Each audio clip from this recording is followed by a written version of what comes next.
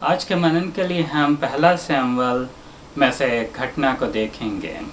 Elkanah नाम एक मनुष्य था जो इफ्रेम के वंश का था और उसकी दो पत्नियां थी। एक का नाम पनिन्ना था और एक का नाम हन्ना था। और ऐसा लगता है कि उसकी ज़िंदगी बड़ी खुशी और आनंद के साथ जा रही थी। उसके पास सब कुछ था और उसके पास कोई कमी नहीं थी।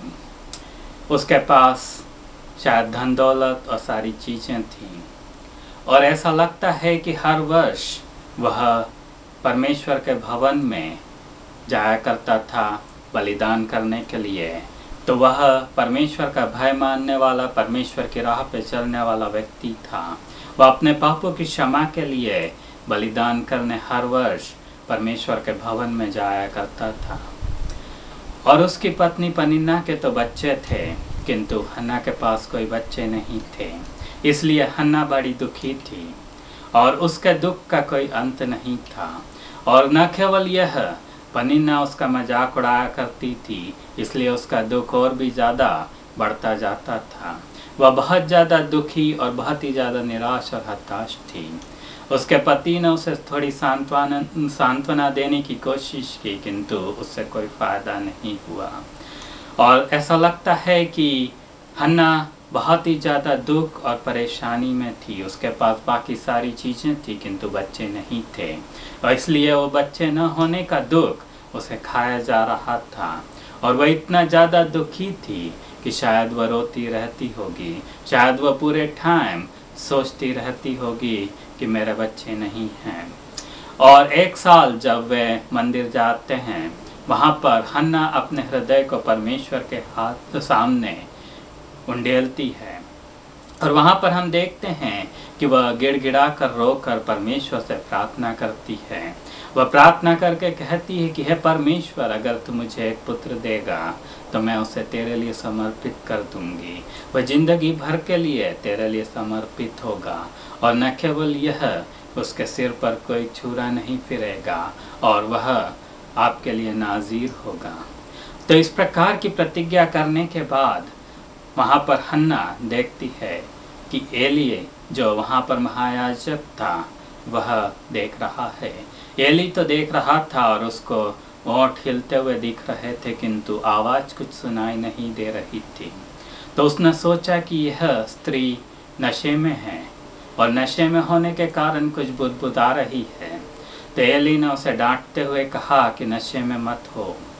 और वह कहती है कि मैं नशे में नहीं हूँ, मैं तो बहुत ज़्यादा दुख से भरी हुई हूँ और परमेश्वर के सामने मैं अपने हृदय को उंडेल रही हूँ। तो यहाँ पर हम देखते हैं कि हन्ना का पति शायद उसे समझ नहीं पा रहा था, उसके दुख को।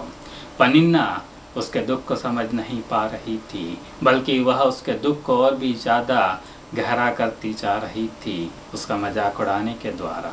और यहाँ तक कि महायाजक नहीं समझ पा रहा था उसके दुख को कि वह कितने दुख से भरी हुई है।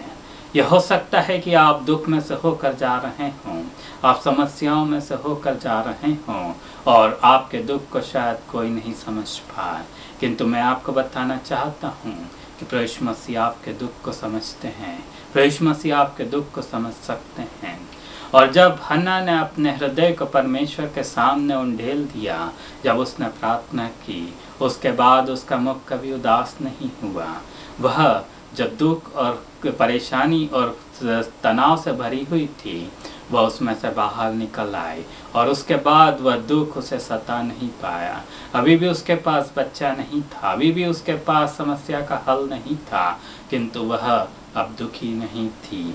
हाँ, प्रभु यीशु मसीह जो शांति देते हैं वह शांति समझ से परे है और वह शांति हृदय में जब आ जाती है तो शायद तो वह सारे दुख और सारी चीज़ें जो दिखाई देती हैं वे मनुष्य को परेशान नहीं करती, बल्कि वह शांति हृदय में वास करती है। प्रभु यीशु मसीह उस शांति को देते हैं। और न केवल यह, 1 वर्ष बाद जब हन्ना ने देखा तो उसके पास एक पुत्र था। परमेश्वर ने उसकी आवाज़ को सुना और उसे एक पुत्र को दिया। कितना बड़ा चमत्कार है कि जिसको बच्चे नहीं हो सकते थे परमेश्वर ने उसे बच्चे दिए, और न केवल यह, परमेश्वर ने उसे आशीष से भर दिया और उस बच्चे का नाम उसने शमूएल रखा।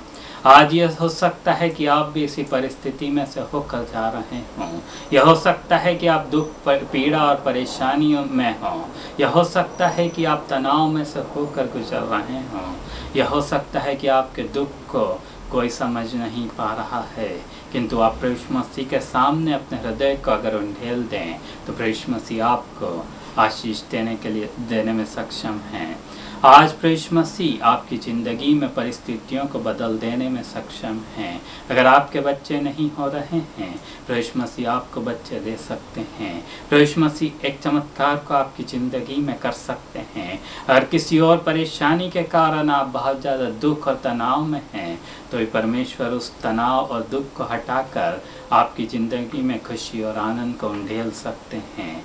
तो आइए आज हम परमेश्वर से, प्रभु यीशु मसीह से उन सारी चीज़ों को मांग लें जो प्रभु यीशु मसीह आपकी ज़िंदगी में देना चाहते हैं। प्रभु यीशु मसीह आपको खुशी और आनंद देना चाहते हैं, तो हम विश्वास से प्रभु यीशु मसीह से आज उन चीज़ों को मांग लें। हम प्रार्थना करें। प्रभु यीशु मसीह, मैं इन लोगों के लिए प्रार्थना करता हूँ जो आज मुझे सुन रहे हैं, जो मुझे देख रहे हैं। प्रभु जी, इनकी ज़िंदगी में आप एक चमत्कार को करिए, इनके आंसुओं को आप पोंछ डालिए, इनकी ज़िंदगी को आप बदल कर रख दीजिए। प्रभु जी, जो चीज़ें इन्हें सता रही है प्रभु जी, उन चीज़ों को उनकी ज़िंदगी में से निकाल कर आप उनकी ज़िंदगी को बहाल कर दीजिए। उनकी ज़िंदगी में आप खुशी और आनंद को दे दीजिए।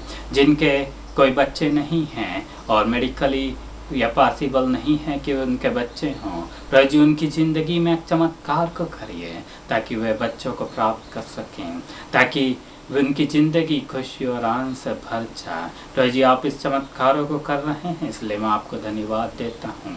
मैं आपकी स्तुति और महिमा करता हूँ। ये सारी चीज़ें प्रभु यीशु मसीह के नाम से मांग लेते हैं। आमीन।